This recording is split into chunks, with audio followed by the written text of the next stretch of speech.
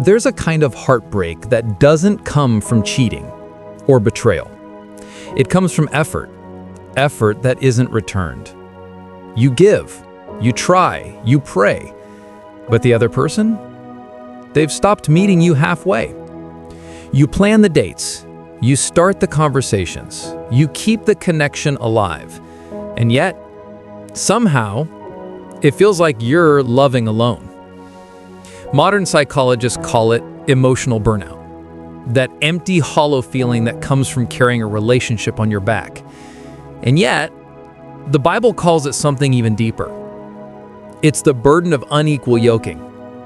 2 Corinthians 6:14 says, "Do not be unequally yoked with unbelievers. For what fellowship has righteousness with lawlessness?" But unequal yoking isn't just about faith. It's about effort. It's about energy. It's about two people pulling in the same direction at the same pace.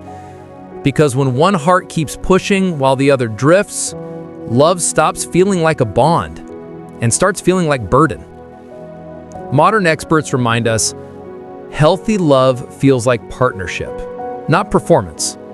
It's not about who does more, it's about who shows up.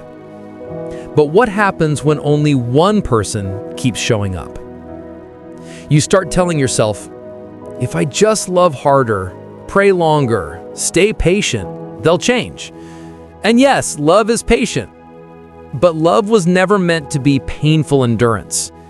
You're not called to suffer endlessly in silence, hoping someone wakes up one day and decides to reciprocate. Ephesians 5:25 says, "Husbands, love your wives just as Christ loved the church and gave himself up for her." That's not passive love, that's reciprocal love. Love that gives and receives. Love that sacrifices, but also values the one sacrificing. Christ's love was active, intentional, protective, not indifferent, not one-sided. It's the kind of exhaustion no one sees. You go to work, you smile for photos. You tell your friends, we're just going through a phase. But deep down you know, it's not a phase, it's a pattern. The imbalance has become normal. You're doing the emotional heavy lifting for two. You're covering their absences, excusing their distance, and losing pieces of yourself in the process.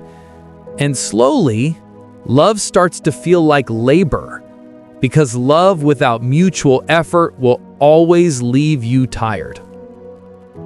You see, even God designed relationships with balance, grace and truth, patience and boundaries, sacrifice and self-respect.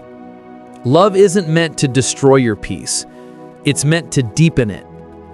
Proverbs 4:23 reminds us, above all else, guard your heart, for everything you do flows from it. Guarding your heart isn't selfish, it's spiritual.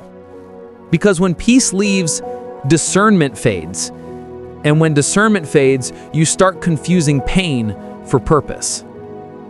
Sometimes the hardest part isn't leaving. It's realizing the other person left long before you did, emotionally. You're still reaching for connection that isn't being offered. You're still hoping they'll see your worth, when God's been trying to show you your worth without them. Because not everyone who walks with you is meant to finish with you. And not everyone who loves you knows how to keep loving you. Sometimes letting go isn't giving up. It's trusting God with what you can't fix. You can forgive. You can keep loving from a distance, but you must also guard your peace. Because God never designed love to destroy you. Real love mirrors His heart. It builds, it restores, it honors. If staying means losing your peace, you're not saving the relationship. You're losing yourself. And that's not love. That's fear disguised as faith. The love that mirrors Christ doesn't demand to be chosen. It chooses you daily. It listens, it learns, it leads with grace. Christ's love didn't demand perfection. It offered partnership. It didn't just say, I love you. It showed it through consistency, compassion, and care. That's the kind of love worth waiting for. That's the kind of love God wants for you. So before you keep fighting for one-sided love, ask yourself, are you fighting for the relationship, or are you fighting to be noticed? Sometimes the most spiritual decision you can make is stop striving for someone's attention and start living from God's affection.